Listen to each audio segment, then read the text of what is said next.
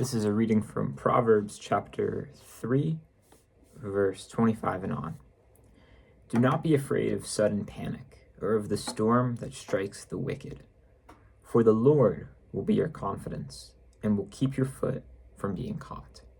So why do I train? I love lifting weights. I love running. I love jiu-jitsu.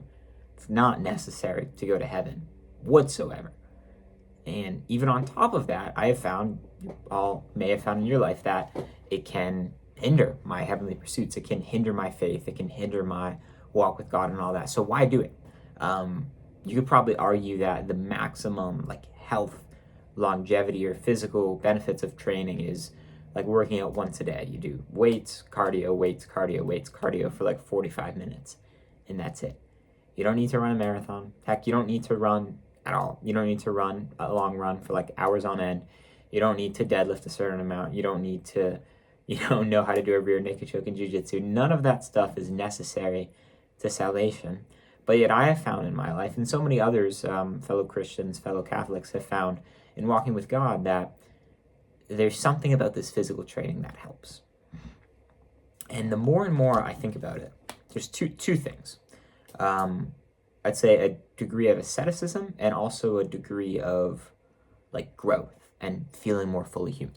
So this morning I set out for a long run, and I ran, it was 9 miles, and I felt better at the end than when I began.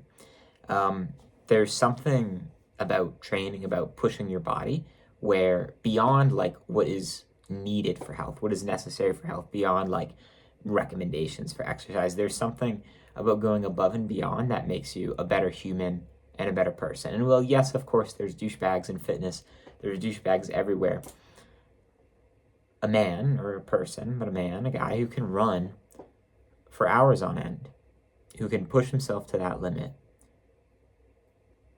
can show up better for others in a lot of other ways as well, as long as, of course, that running doesn't become selfish. But I find that when I am able to push my body to its limits, I feel so much more alive after, and I feel like a better person for others.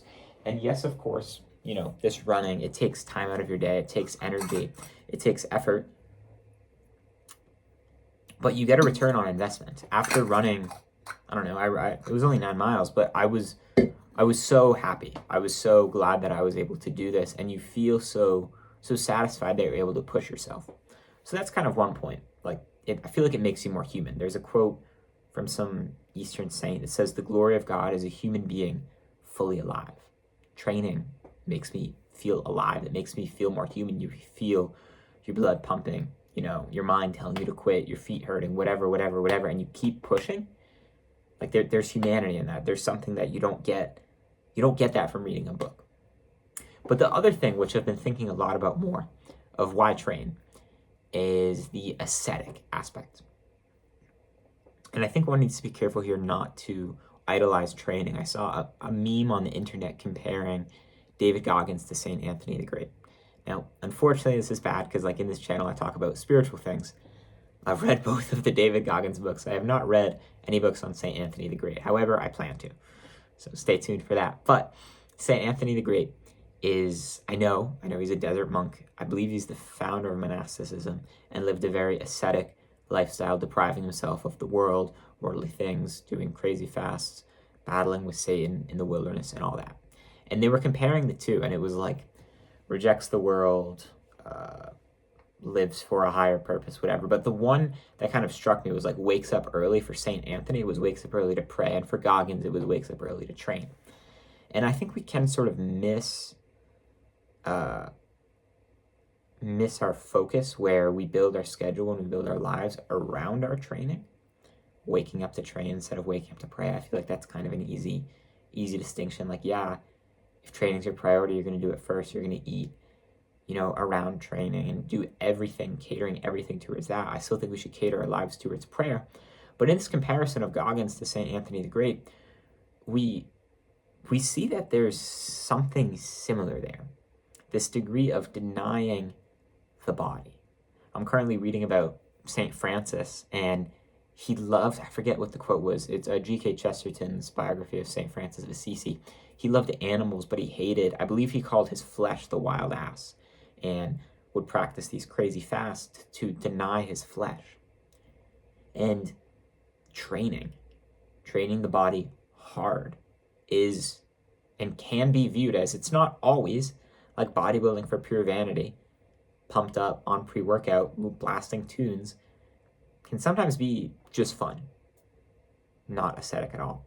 And I'm not advocating that all your training should suck, but I do think there should be a degree in the exercise way of exercise you choose that allows for a degree of asceticism.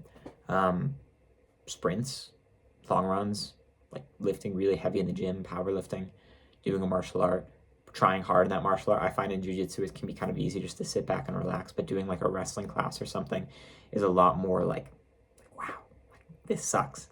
But it purifies the soul. I'm thinking again. I've run longer. The longest I've run is a marathon, but today I just ran 9 miles. But there's something in there that purifies the soul. There's something in there that reminds you that mind over matter. You know, practices like cold showers, similar stuff like that. Your body, like you can use this vehicle, these physical practices to control your mind. And the other way around too, you can use your mind to control your body. So one way, I actually kind of worded that wrong, but both and I was thinking about that on my run. So mind, I actually messed it up. So mind over matter is when you don't want to run, your mind tells your body to run. Ascetically, in terms of disciplining your flesh, in terms of mortification, your body, you would get fleshly urges to masturbate, to look at other women, to do something sinful, whatever it may be for you, to scroll. Flesh, body.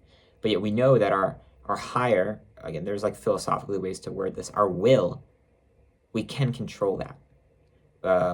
In Genesis, with Cain and Abel, God says to Cain, he says, sin is lurking at your doorstep and its desire is for you, but you can overcome it.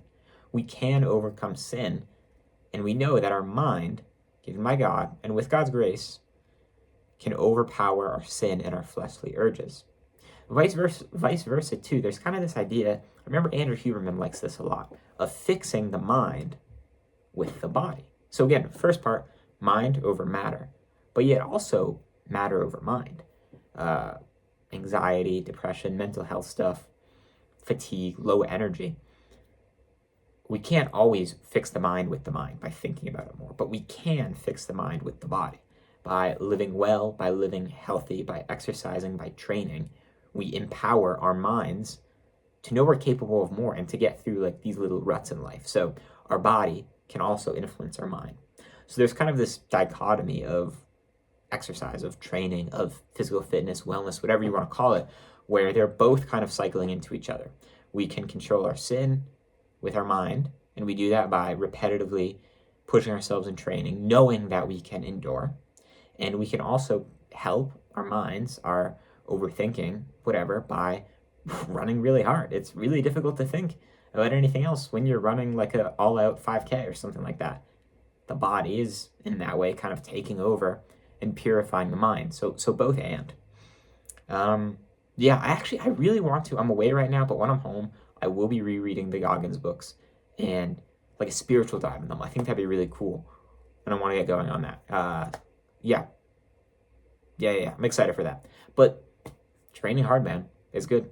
All right, that's it. Take care. Train hard. God bless. And love Jesus. Love Jesus first. That matters more than training. God bless.